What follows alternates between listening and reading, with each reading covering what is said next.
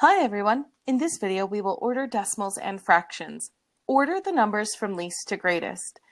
The first thing I would do on a problem like this is change all of these to a decimal so I can compare the decimal. You can change them all to a fraction and compare the fractions. However, you will also have to find a common denominator to compare them equitably.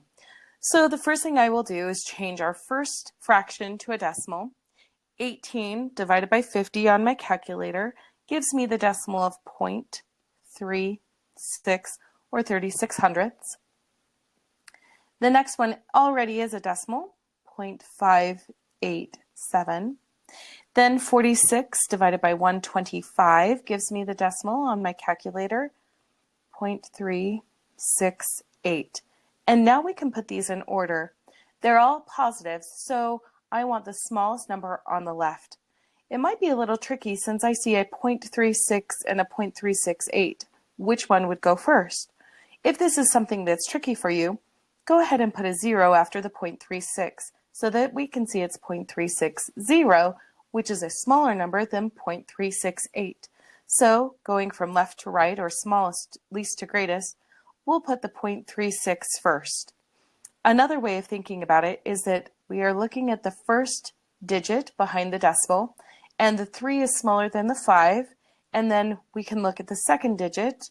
Since the 6's match, then we have to look at the third digit, and that's where the 0 and the 8 come into play to let us know that the 36 is smaller than the 38, or the 360 is smaller than the 368. Now that we've done that, we can compare the last two, which we already got started doing. 5 and 3 tell us that the 3 is smaller than the 5, and it will be next. 368, and then the largest will be the number that had the largest digit in the tens place value, which is 587.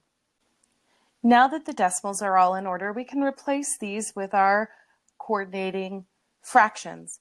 The 36 or 0.36 is 18/50ths. The 0.368 is 46 1/25ths. And the last one was given to us in decimal form, so we can keep it. We have now ordered the fractions and decimals from least to greatest, and now we're all done.